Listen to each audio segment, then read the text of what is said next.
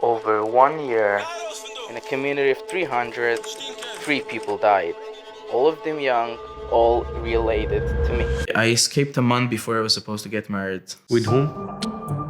I don't know. You don't know even. No, You never met her. I never met her. It's against the halacha, you know. Now I know. My name is Yoel Levy. I was born and raised in Lev Tahor cult. This is me, and this is my brother Mendy. We both escaped Lev Tahor. How come they wait till you win 16?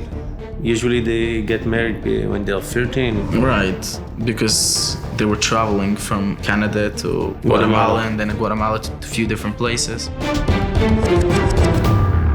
ראש הישיבה של לב טהור בישראל ברח לארצות הברית באמצע חקירה לאחר שהתעוררו חשדות שהוא משתף פעולה עם ארגוני טרור The New York court has convicted Shlomo Helbrans for the kidnapping of a teen boy in New York. He was found guilty. He was ready to serve his punishment and it was done from a good federal faith. court in White Plains, New York has just convicted Nachman Helbrans, current leader of Lev Tahor, on multiple charges related to kidnapping and child exploitation. Also charged today was Mayor אחרי Ross. שהרשויות בקנדה סירבו לתת לו אזרחות, הוא ביקש מהם מקלט מדיני בנורמנדי, בטענה שהוא הולך לעבור עימות. A letter sent by Nachman Helbrans and other leaders of a Jewish cult requested asylum in Iran, alleging persecution in Israel, Canada, and Guatemala. So now I'm about to meet someone that I haven't seen in almost 10 years who also left Tahor, Yaniv. Okay, my name is Yaniv Assis. I teaching, I'm avrech, I learning also in yeshiva. You remember when I've been there? I remember you, yeah. I was a little kid, but you look a little bit different today, but yeah, I remember you. You've been 10 years old when I've been there, isn't it? Probably around that age. I remember your father, Lava Shalom. He danced nice. My father grew up in Israel, his siblings, and he wasn't religious. When he was 16, 17, my father took the wrong bus, and he ended up meeting Shlomo Helbrans in the bus, and he convinced him that it's the only Jewish place, and how do you say chush dibur? No one joined the community without having a whole night meeting with Shlomo Helbrans before. And that's how he convinced them, and that's how he ended up joining the cult. My grandparents didn't know about it. He just told them one day that I'm going to the US with some rabbi.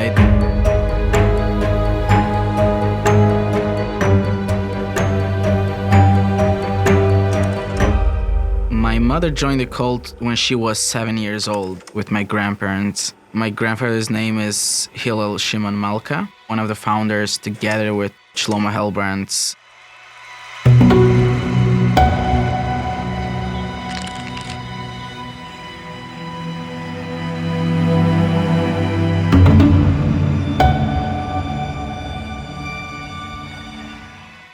Your father, he wanted to escape also. He started to understand that something is wrong here.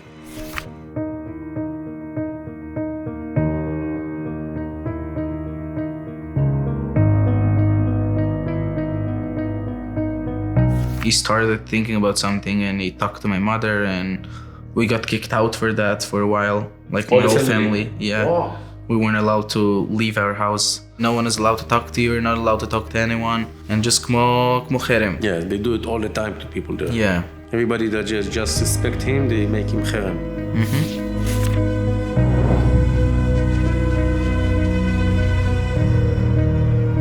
And then a few months after, my father passed away. He passed away when I was 14. What's happened to him? He just had an infection in his leg. And it's something that if you don't treat it quickly, so you can die. And they didn't let him go to the hospital. Who is they didn't let them? It's done whole a few people together. It's not like someone that I can say it was There's not one manager that decided, not one that... It's Nachman Helbrans, Mayor Rosner, Rumpler also. He was sick at home for weeks. And we asked him, can we take him to the hospital? They say, no, you need to have emunah and everything will be okay. When it was almost dying, then they said, okay, take him to the hospital. When he arrived, the doctor said it's too late. Before he went to the hospital, I asked them, can I go with him, like to make sure everything is okay or whatever? They say, no. And they didn't let neither my mom, neither my siblings go with him. I never got to say goodbye. Just before he left, he told me, I'm not sure I'm gonna come back.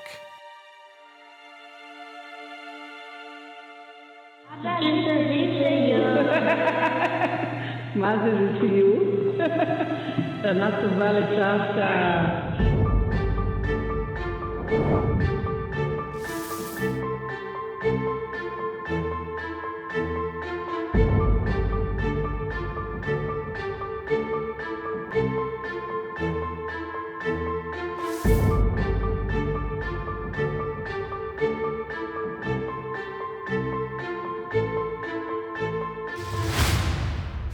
I heard that when your father passed, they used it to collect money. Yeah, they were collecting money and they made up a story about him. You need to help him out and all that stuff, but they took it all for them.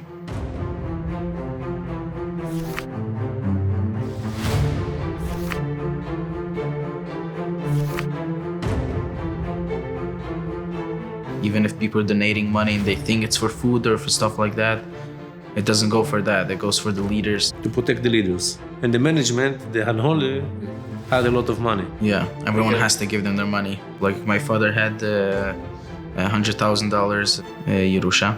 He was supposed to buy a house with that, but they took it all. If somebody is bothering them, it's easier for them to make them disappear. And they do it in all kinds of ways. Sometimes they can do it with cherem.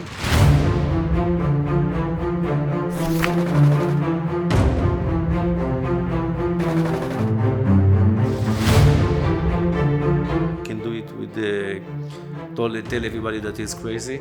He is mentally ill, absolutely. And also with preventing medical treatment. I was pretty sure that he died because we did something wrong. That's what they told us. And Hashem punished us by killing your father. There's allegation that a person died because Allah didn't pay for private treatment. I didn't know that there's a crime or there's abuse if you don't pay for a person's private hospital. No one asked him to pay for a hospital. We just wanted to take him to the hospital. You remember when he passed? You've been there.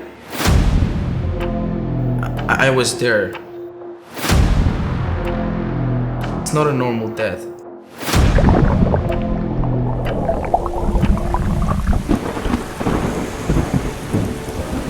It was after a very rainy day. He told everyone not to go there, all right? Because it's dangerous. Yeah, but just himself, but just he can. We've been with them when he went to make mikveh. It was just one person. Who is? Chaim Azari Alter. And he went down to the water. What he said that he was connected to a rope or something, and then it just felt in the middle that it got loose and no one is there, and he started like going inside, and then I found him, and then they called everyone, like all the men came down and started walking at the river, and we found him stuck under some rocks and woods. I'm not sure if he was still alive, if I would have escaped, because since I remember him, it was for me like God, and I was sure that he can like kill me like that. For me, it was everything. You know that he committed suicide.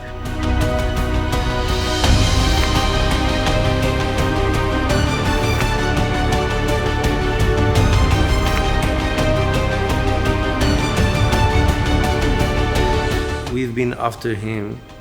And we started to understand that we know what's happened with him with the kids. We started to have witnesses about it. It was very, very close to being published, and I guess that he started to understand it's not going to continue.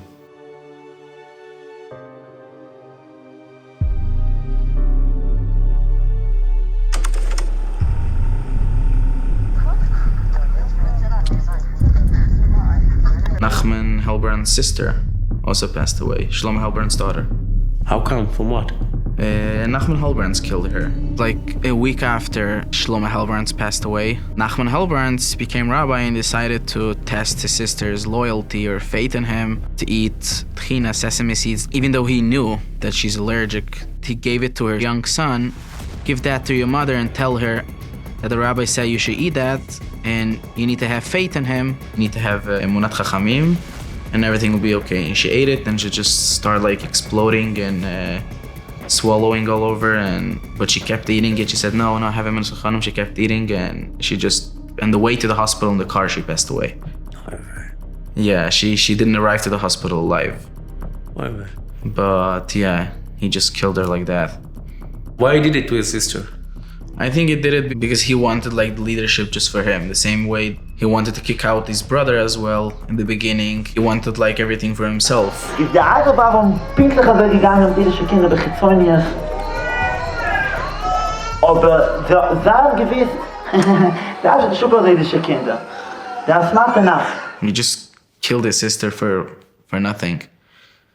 Every time when I think about it, it just makes me crazy, like. And she has 4 kids, 4 young kids. How old was she? She was 23 or 24. She was the wife of? Yochanan Laver. Yochanan, okay. Wow. Yeah. And now he's married to my mom. He's married to your mom? Yeah. Yeah, it's a crazy story.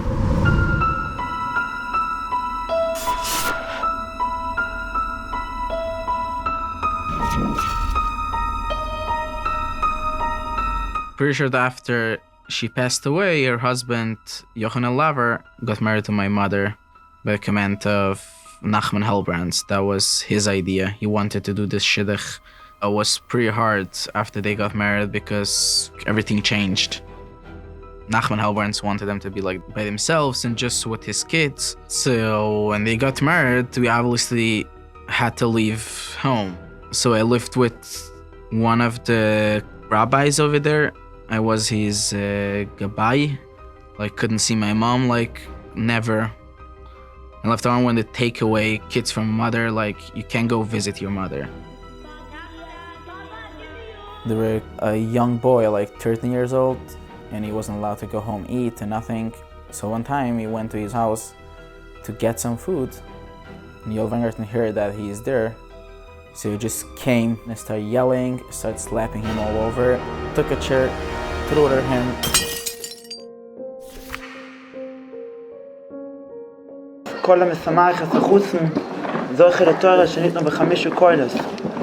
So one random day, the rabbi called me. It was Nachman Helbrands, and he said, "You're getting engaged tonight." So I asked, "To who?" He said, "I found your match from heaven." They told me that she was 16. I don't know if it's true, but I was 16 then. And in the same night, I got engaged. And even though I never saw her, I never talked to her, I don't know how she looks like. And I remember the same day, I asked my uncle that if I don't want to get married to her, can I say no? And he looked at me like, what? You serious? No, you can't ask that. There's not an option to say yes or no. You just see her in the day of the wedding. You're doing what he tells you to do and that's it. It's like a factory of child abuse.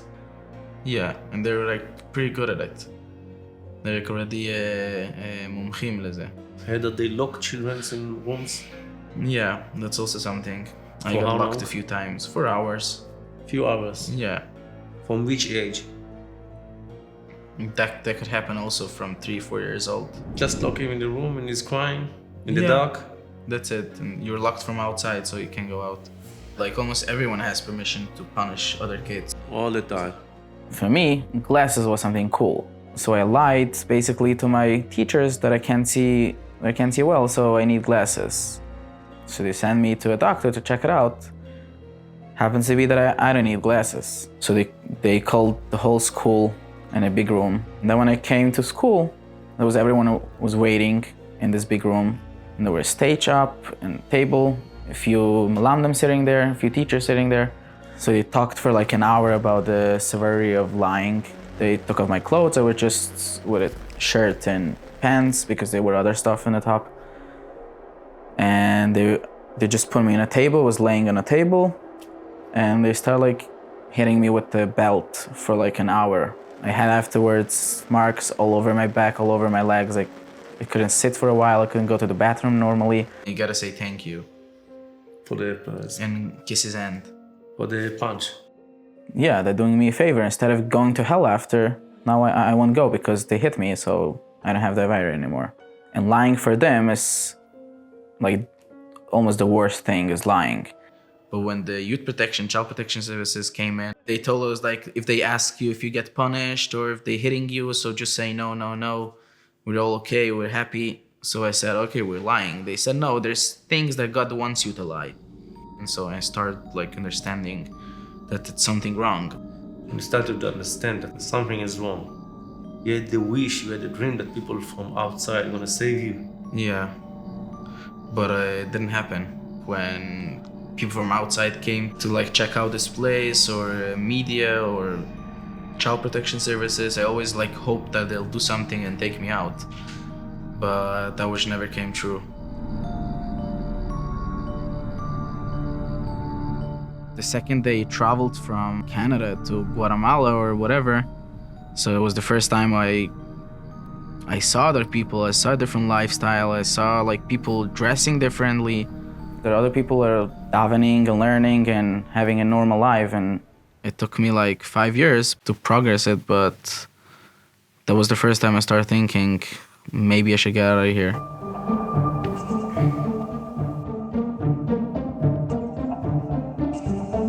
In which age have you been when you escaped? 16 and a half. 16 and a half. Yeah. When you've been in Guatemala? Yeah, it was scary as hell, but I escaped like 2 o'clock at night. 2 o'clock at night? By yourself or with your By brother? myself. How you did it? I remember like yesterday. That was just one random day when I tried to go to my mom's house. And I couldn't go there because they didn't let me go. I was super hungry. And I was standing outside like close to her house. And I was just looking at the house. Okay, I can't go in, but my mom is there and I can't do anything. And I was like getting so angry about it that I said, okay, I'm leaving this place tonight.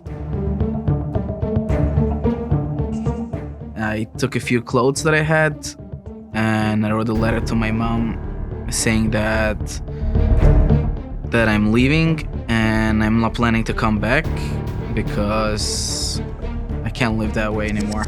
And I put her under the door that she'd see in the morning because I knew if I will just knock on the door right now and tell her I'm going, I won't probably be here today sitting and talking to you. Right now I feel bad that they just said like, I love you or I'm gonna miss you or something like to make her feel that I'm still gonna think about her.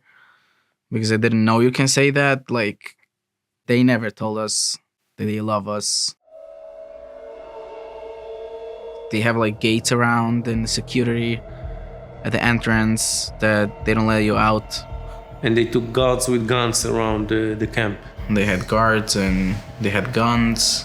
But it was 2 o'clock a.m. and they couldn't like confirm if I have permission or not because it was late. I had like to lie and he asked me 2 times like, you sure you have permission? I said, yes, I have permission. This and this one gave me permission and I'm going. And I said, okay, go.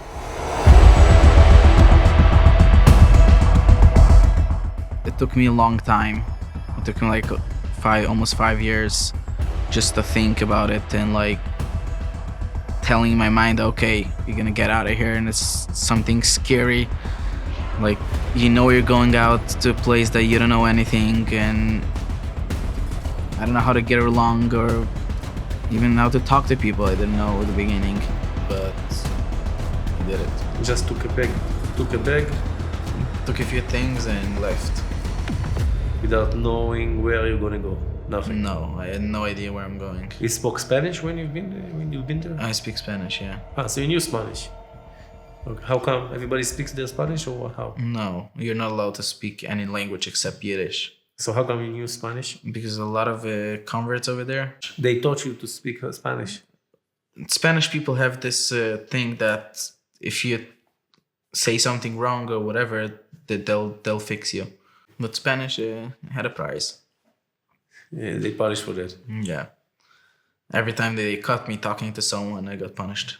That's it. And it happened a lot. And how come you spoke English? I didn't know English then. So when you escaped, you started to learn English. I learned English after, yeah. By yourself or what? Yeah. Hebrew I also learned by myself. When you're gone in Guatemala at 2 o'clock in the night, it's all criminals there. I took a ride to Guatemala City. It's like a 2-3 hour drive. And then it dropped me off at a hotel, and from there I called someone, and You knew somebody there that you had a connection? It was someone that was in Lev Tahor. There's a lot of converts, Gatum, over there. So most of them left or got kicked out. So one of them was my friend when I was inside. So I called him after I left, and he came pick me up, and I got out of there like in a miracle. I kind of listened to my instinct and went with it. One day I get a phone call from someone that their brother left. I couldn't handle it for a moment. It took me a while to understand that I'm outside and I actually left this place and I'm not inside anymore and I'm not under the control anymore. It took me a while, and then he is outside. I'm like, how'd you get here? And then we went back home and we stayed together till I came to Israel. How come when I've been there, all the kids came to me and say Sholem Aleichem with a big smile? That's a trick. It's a trick? Yeah, that's what they teach you. Like when a new person comes, go shake his hand and give him a good impression. Sholem Aleichem with alle Gäste. Kim du Gäste gekriegt, jetzt got the patch, because we got the tourism. It's not the top 24 hours.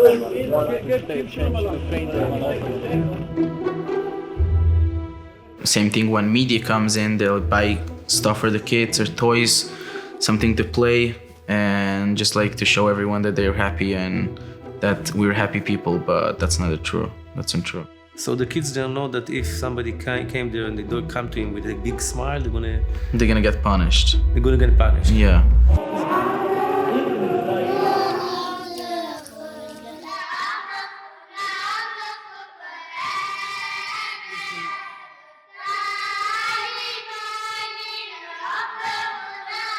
You think it's good that now they are spread all over? I mean, for the kids, it's probably better because they're having fun, kind of. I remember as a kid when we were traveling to different places, all the parents were scared and didn't know what to do. But the kids had fun. I had fun because it's the first time I don't have my normal daily life. I'm not getting punished or... They don't have the time to punish when they are... So when you grew up in a place like that you don't know anything about the outside world or about anything else, so you don't realize that you're not supposed to suffer. You think it's just, that's a normal life. Because it says in the Torah, and they explained to us a few times that if I'm not punishing you, so that means I hate you. That's how they translate it.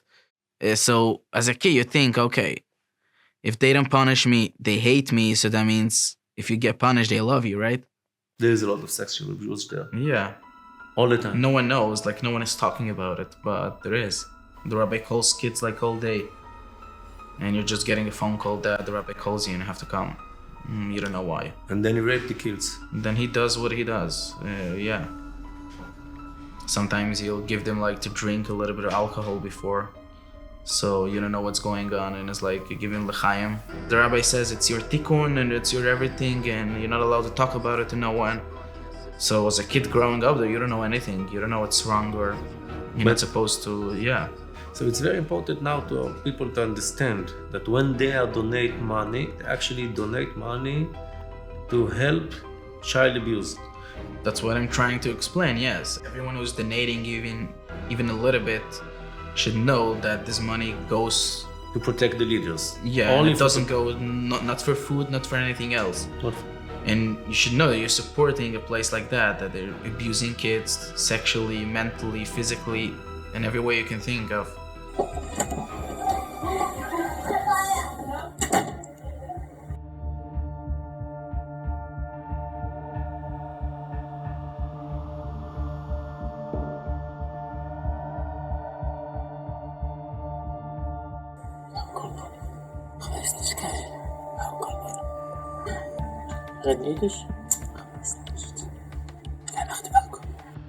We invite them to our houses. They came to investigate 18 They months. did not even find one. No one single case. Not even one proved case of child abuse. Nothing near to that. So this means that it was proved that there is no child abuse. Child protection workers started investigating and were taking two families to court. But on Monday morning, when they arrived for their final meeting, they found the community all but abandoned. Over the last week, the families in the middle of the night left Quebec from Saint Agathe. The plan was meticulously laid out. 3 buses, 6 cars, each person assigned a specific seat. The mood was very excited, very excited. After they passed the border of Quebec, everybody was cheering and started to sing, and just singing. The group says it left because of a conflict over religious beliefs and education rights. But child protection workers allege something more sinister is at play. The children are being abused and neglected. Dennis Barabee is with Quebec's Youth Protection. Barabee's team opened files on 128 children. The deeper they looked, the more unsettling their findings. If a parent wasn't doing what he had to do in the community or wasn't following his leaders, then, children would be taken away and placed somewhere else. It was punishment? It was punishment to the parent. Who's the leader? Well, you have the rabbi, and Mr. Nachman Elbrand, Mr. Riel Goldman, and Mr. Mayor Rosner. Mr. Rosner? Yeah. Okay, what happened today? We couldn't identify nobody, so what can we do? So you decided to run away? Yeah. So you decided to run away. What is your plan now? We don't know why not to run away. We decided we're not... Well, when you packed in the middle of the night, for me, it's running away. You won't play with words. Now, Mr. Levy, how that understand? You heard more or less what I heard from myself or my son. Maybe it was just a misunderstanding. In Montreal, DYP, the director, Dennis Barabee, he said there is no truth in the accusation. So can you go back to Montreal? Will you go back? The problem is not the investigation of child protection, and this is not the reason why we are going. Right. The reason is only the education law. We told you that it wasn't just for education that we were going to go to court. It was for all problems in the community. Okay, on perdra pas notre temps. I'm not going to waste. Okay. Right now, I'm speaking to you, and the truth is that But my truth is that we explained everything to Mr. Rosner and your son last week. Okay?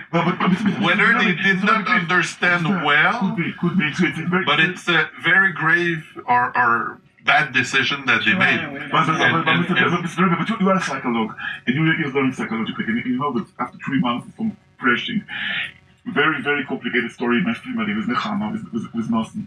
We are shocked, we are nervy, we try to function and everything, but okay, people can make a mistake. Could be now, when I spoke to you this night, I started to doubt, maybe it was a mistake, maybe it was a critical mistake, but I'm not sure right now what is my opinion. Maybe it was just a misunderstanding. Because of shock, because people was in shock. A group can also psychologically affect a mistake. Could be that it was a mistake.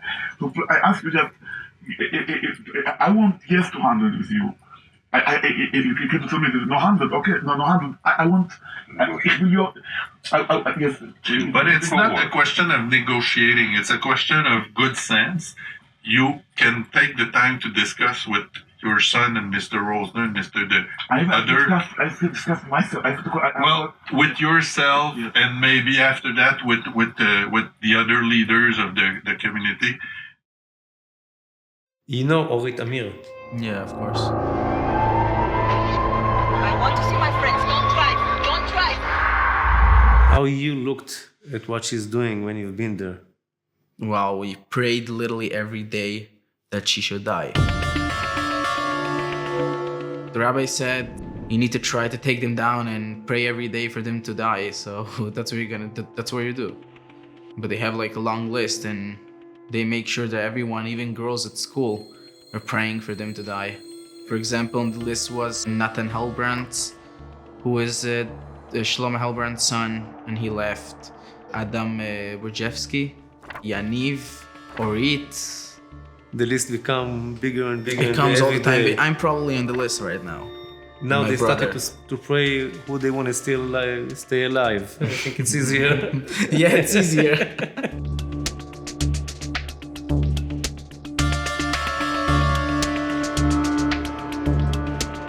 We're not honestly not label someone that he's a goy, and we're not just for leaving Lev Tahor. No. It's happened that a child become less religious in a family, but everybody, even Satmar religious, they connected. They keep touching with him, that he got some connection to Judaism. Even in phone calls, the other brothers not to be infected from him. Okay, they're gonna meet in another place. They're gonna go trip somewhere. What I noticed in Lev Tahor, when somebody is going down from Judaism a bit, it doesn't matter for them. They disconnect with him even if he's the child. It's not if you're like not religious a little bit or something. Even though when I left, I was still the same how I was there.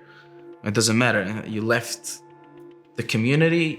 That's it. You're not a Jew anymore. Even if I was still a Chassidic Jew with payas and everything, it wouldn't matter for them. Everyone who leaves is Russia, and that's it.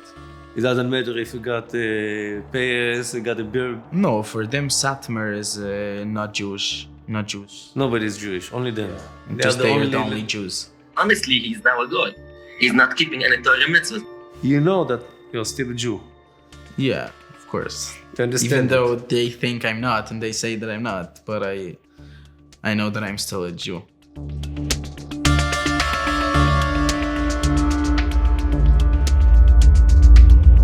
Kids now that spread around the world, under Lev Tahor in Guatemala, whatever, they're having the same childhood, punishment, and everything is under God's name. Like that's the worst thing, I think, than everything. Like using God's name and using Judaism in a way like that, it takes time until you understand that it's not that, and they were just lying to you your whole life, and yeah, it's a long process.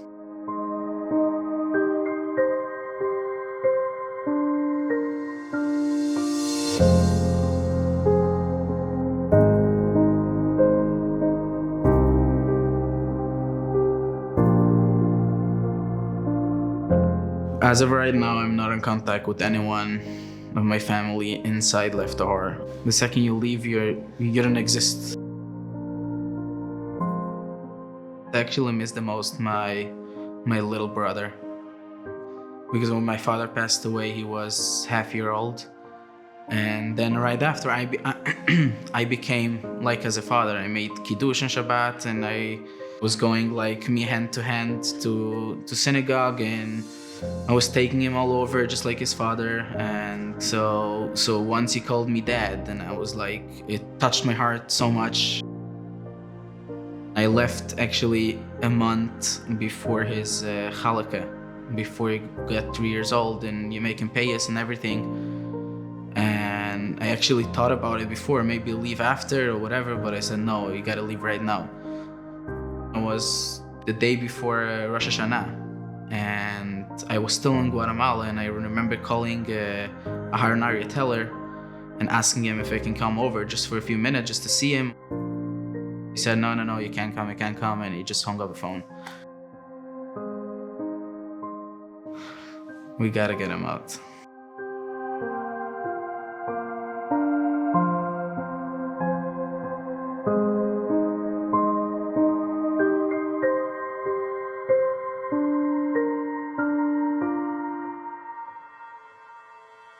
It doesn't make sense at all, but yeah.